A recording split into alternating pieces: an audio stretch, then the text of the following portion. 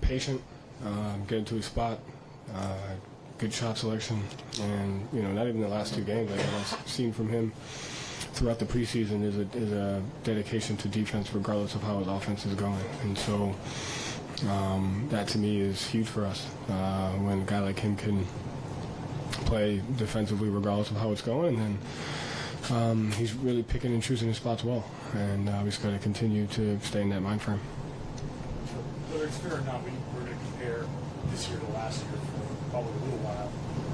And this, again, felt like a game where maybe you would come out slow. There would be a point where there would be a let up. It didn't seem to be at all in the first three quarters. Do you see that as a sign of growth? Yeah, hopefully. I'm sure just because it's a sign of growth now doesn't mean it may not happen at some point, but we're definitely aware of that, and it's something we think we can control is the way we come out and start games. We just have too many good players, and we have a chance, and so I think we're really trying to make sure we come out with the right mindset every single game. Doesn't mean it's going to go our way, but I really liked our approach to the game, throughout the majority of it. And how does Porzingis kind of running the floor and sealing defenders on the fast break? How does that set the tone? Just faces a cross match, and then the guys have to decide how they're going to play their transition defense. And when you can get cross matches like that early in the shot clock and play out of it, it just takes the pressure off of our offense and allows us to play. And so, he's doing a good job of that. They played a really small starting lineup. How were you guys able to capitalize on that in the first quarter? Our switch attack was relatively focused on throwing the ball down low. KP making sure he has the proper screening versus switch, and then getting those cross matches early in the shot clock, whether it was with KP, JT, or JB, and guys did a good job kind of playing connected basketball and finding those mismatches. Talking a lot about post, getting guys in the post. It seemed like that worked a lot in this game.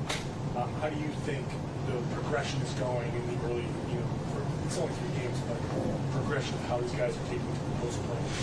I like the balance because we're not going down there to score every time. We're going down there to make a play. And so it's given us offensive balance. It's given us the ability to stop a run, or continue a run. And so as long as we go with the mindset of making a play, whether it's for yourself or for others, and we have the proper spacing, I think it's something that's important for our team to continue to do.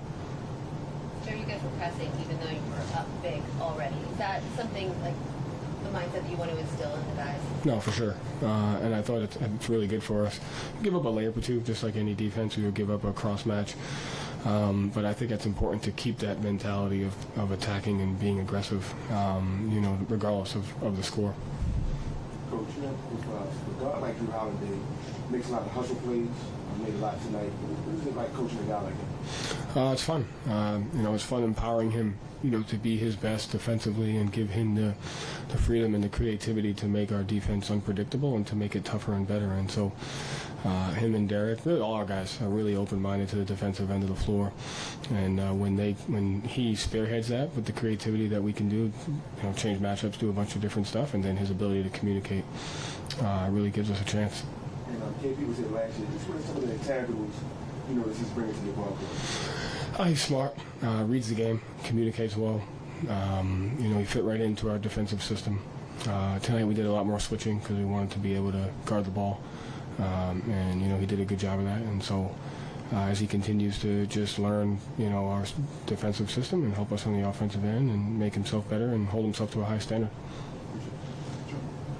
Tatum ran from 5'6", didn't seem like they were looking scoring, looking for baskets. How much encouraging is to see them score in the flow of the offense and kind of unselfish manner?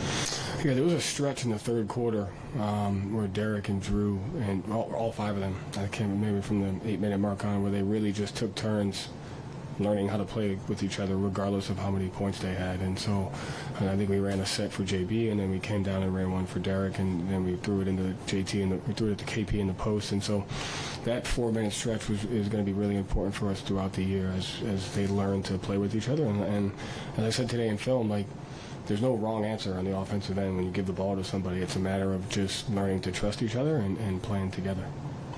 Call timeout early in the second quarter.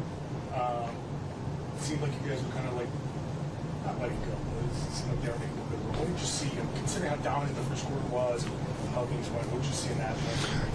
I just think anytime you let teams, when you're in a situation like that, even regardless, when you let teams score in the first 6 to 8 seconds of the shot clock, that's when teams come back, is when you give them easy baskets. And so that kind of happened in the fourth quarter as well. It wasn't our effort. It was, it was turnovers, which led to transition.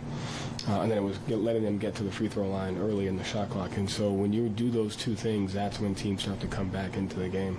And so you just got to be able to play defense later into the shot clock because it gets better. And so when you see that, you got to nip it in the bud. Thank you, Joe. Thank you.